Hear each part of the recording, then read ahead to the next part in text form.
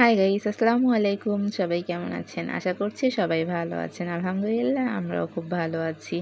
আজ আপনাদের সাথে শেয়ার করব একটি শরবতের রেসিপি।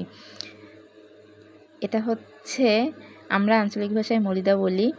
এটা বরিশাল বিভাগ এবং তার আশেপাশের জেলাগুলোতে যারা থাকেন বা যাদের বাসা তারা অবশ্যই চিনবেন।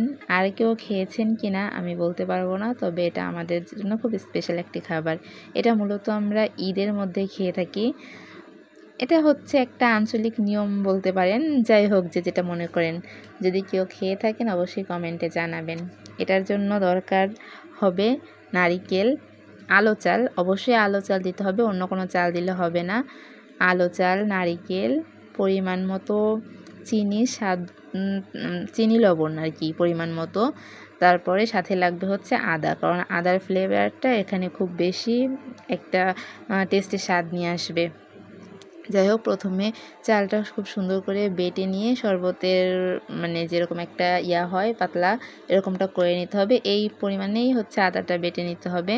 তারপরে এর মধ্যে মেশাতে হবে পরিমাণ মতো লবণ এবং চিনি। লবণ এবং চিনিটা একেবারে দেওয়া যাবে না, এটা আস্তে আস্তে দিতে হবে টেস্ট অনুযায়ী। খুব বেশি হলেও ভালো লাগবে না, খুব কম হলেও ভালো লাগবে না। তারপরে দিতে হবে নারিকেলটা অবশ্যই আপনার হচ্ছে 2-3 ধাপে দিতে হবে, একেবারে দেওয়া যাবে না। তবে হ্যাঁ, নারিকেলটা যত বেশি হবে টেস্টটা তত বেশি হবে। এখানে হচ্ছে যতটুকু চাল নেবেন সেই অনুযায়ী নারিকেল, প্রায় একটা নারিকেল পুরোটাই লেগেছিল আমাদের 2 পট চালের মধ্যে, একটা নারিকেল লেগে গিয়েছিল। তো তারপরে ভালো করে একটু মিশিয়ে নিতে হবে, একটু মিশিয়েটা একটু সময় নিয়ে করতে হবে, তাহলে টেস্টটা ভালো হবে। আচ্ছা, এটা কি কেউ খেয়েছেন? খেয়ে থাকলে কিন্তু অবশ্যই কমেন্টে জানিয়ে যাবেন। ঈদের দিন এটা আসলে না খেলেই মানে ঈদই মনে হয় না, এরকম একটা ফিলিংস হয় আমাদের ক্ষেত্রে। শুধু আমাদের না, আমাদের রিলেটিভের মধ্যে সবারই এরকমটা মনে হয়। তো গাইস, তারপরে এই তো পরিমাণ মতো লবণ টেস্ট করে দিয়ে নেওয়া হলো। তারপরে হচ্ছে টেস্ট করে নেওয়া হয়েছে, চিনিটা একটু কম হয়েছে। এ পর্যায়ে আবারও চিনি মেশাতে হবে। তো এই তো আমি আরও কিছু পরিমাণ চিনি অ্যাড করে নিচ্ছি। তো এ পর্যায়ে চিনিটা দেওয়া হলে একদম কমপ্লিট হয়ে যাবে মোটামুটি।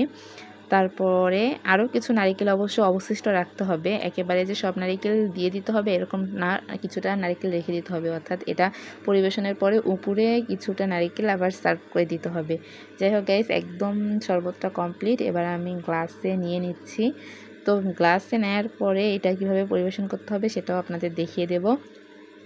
এই তো এইভাবে একদম কমপ্লিটলি হয়ে যাওয়ার পরে কিছুটা নারিকেল এভাবে দিয়ে দিতে হবে। যদি কেউ খেয়ে থাকেন অবশ্যই জানাবেন, আর যদি কেউ না খেয়ে থাকেন অবশ্যই একবার ট্রাই করবেন, ইনশাআল্লাহ খুব ভালো লাগবে। আমার কাছে তো খুব ভালো লাগে। তো গাইস, ভিডিওটা কেমন লেগেছে অবশ্যই কমেন্ট করে জানাবেন। আজ এই পর্যন্তই। আসসালামু আলাইকুম।